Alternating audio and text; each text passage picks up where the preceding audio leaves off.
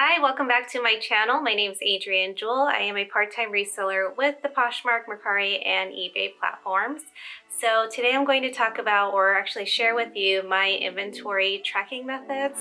This was requested by someone before, so if you want to see how I track my inventory when it comes in, then just keep watching.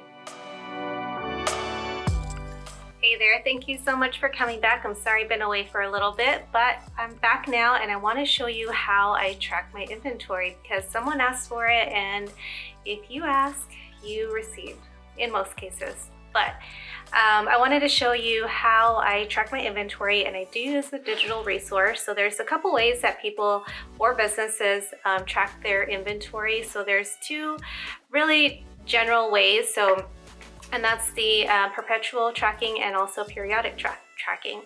Mine is the latter, the periodic tracking. So perpetual is when it's more for bigger businesses. So they're as soon as something sells, they scan it or something tracks their inventory system and lets them know that it's no longer for sale. So typically these are for online websites, or if you walk into a store, whenever you scan something, that updates your inventory automatically. So they can run reports in an instance and get accurate results. Whereas someone like me, I do periodic inventory tracking. So basically every single month I go in and update my spreadsheet to tell me what has sold and pretty much the profit, or I can do whatever else with that data as I want to. So sometimes I do it weekly if I have the time, but usually it's at the end of the month, and that's when you receive your what sold videos that I've provided for you. So yeah, so there's a couple different methods, and I'm just going to talk about the periodic method. So there's a few reasons why that inventory tracking is super important. So whatever your method is, and I'll talk about the methods that people use, or the most common methods at least that I'm aware of. So the reasons that it's so important is basically you want to know your numbers. You want to know how much you're making. You want to know how much inventory you have in stock. You want to know how much you're spending also, because for budgeting purposes, you don't want to go out and get more inventory if you're not making enough profit, because then you might either be digging yourself into a hole or you might not be gaining anything. So what's the point if you're not making any money off of your sales?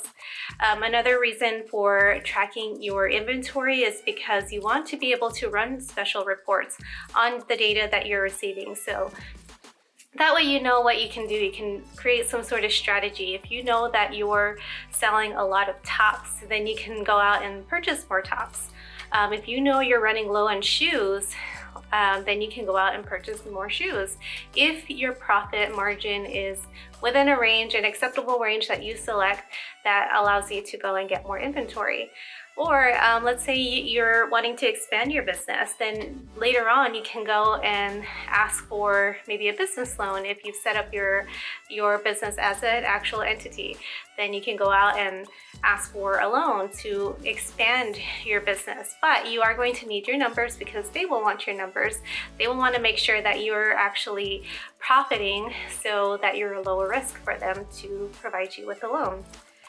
So the last reason why that you want to track your inventory is for tax purposes. I know this is something that's not really discussed a lot in the reseller community. I know I find little to no information about taxes when it comes to reselling, and that's for a good reason, because none of us are tax professionals here on YouTube, at least very few of us, if there is any. So for tax purposes, you are going to want to track your information, because the lovely government would like to know how much you're making, and if you need to be paying some sales taxes, or if you deserve a big refund for paying those sales taxes. So you do want to stay in compliance. You want to make sure that you're not getting yourself in trouble with anything. So it's a great resource to track your inventory, track your profits. So this video will be strictly inventory. So if you want to see a video about how I track my profits, definitely let me know in the comments below. If you want to see how I track trends, like the brands and all that. I'll give you a little bit of insight and a link to a resource that's amazing that I heard about on Instagram. I'll share that at the end of this video.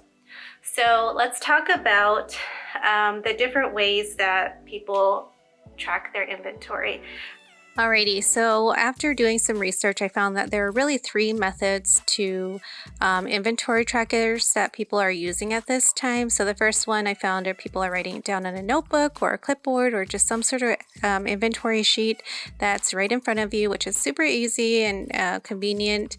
It's safe, the data is safe, there's no reporting aspect of it, and it can get easy to be disorganized when you're using this method, or if you do decide to upgrade later on, it is double work because then you're kind of taking into account how many are your pieces of inventory twice when you're upgrading, so going from the paper to the new format. Another method is the Excel workbook, so that's what I'm using. It's still easy, it's still convenient.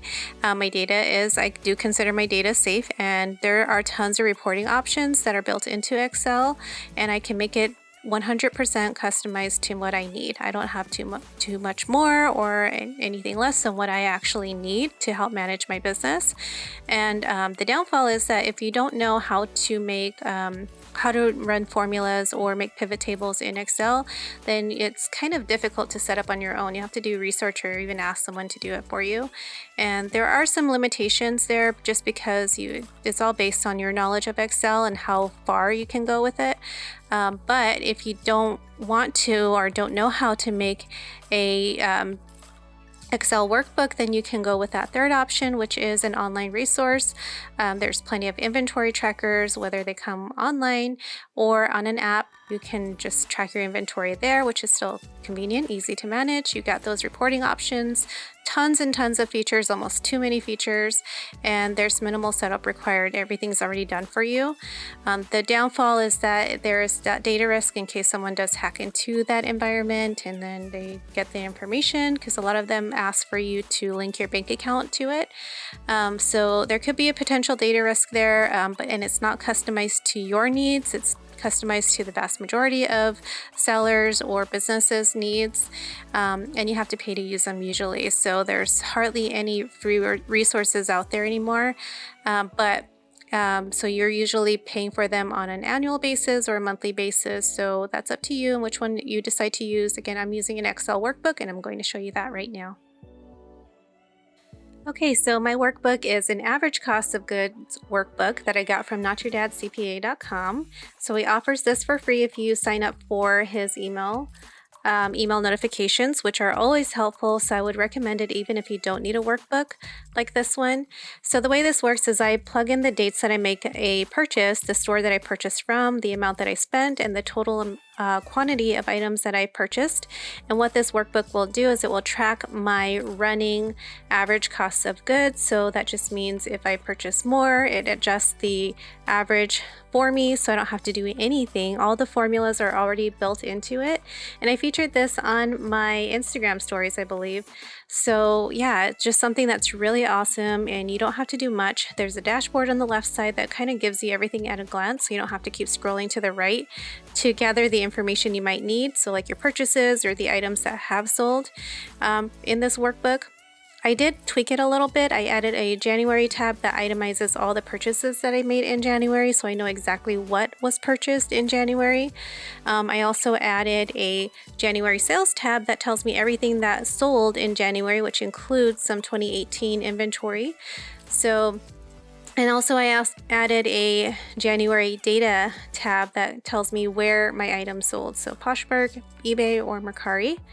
February here, it just shows you everything that I purchased in February. The majority of this is what was in my last haul video. So here's the Shein dress, the Vineyard Vines dress, All Saints, all that good stuff. So I put the brand, the description, the type of item it is, the size, and also if they sold or not. Then I have my February sales tab that tells me everything that I did sell in February. Again, includes some of the 2018 inventory items. And here is my visual representation of where my items are selling. So you can see Poshmark is kind of killing them all. What's nice about this workbook is that it comes with instructions, so you know exactly how to fill out this workbook. So you're basically just filling in the shaded areas of the workbook, and you can see that I turned everything pink because I just love pink. It normally comes blue, but I love pink so much that I just had to put it there. And if I'm gonna have to look at this every single month, I want it to look pleasant, so I changed the colors.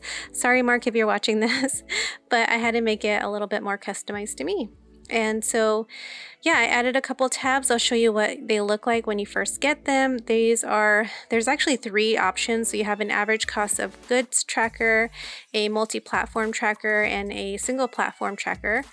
This is how the average cost of goods workbook looks when you first get it, when you first download it. So you can see it's red, white, and blue, and the black in his logo. So yeah, it's just very simple, easy to manage.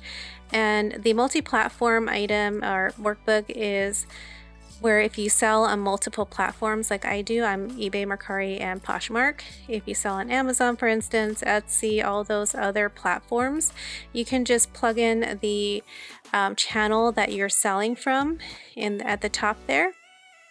All the items that are in your inventory overall, any business expenses that you've made so that you know how much profit you're making and get the maximum deductibles that you need during tax season. Yeah, so all the categories are pre-built for you. Everything's really done for you. You don't have to do anything except plug in your own stuff. And yeah, that's it. And it will track everything for you. So he's got some examples in there for you so that you understand how the workbook works. So that one's pretty awesome. I like it, and it's free. So if you want it, go ahead and go download it.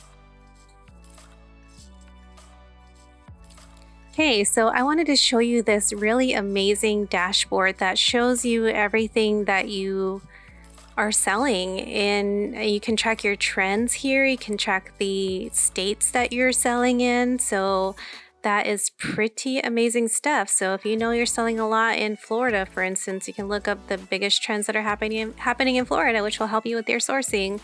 You can see how many offers to likers you're getting, or how many offers from likers you're getting.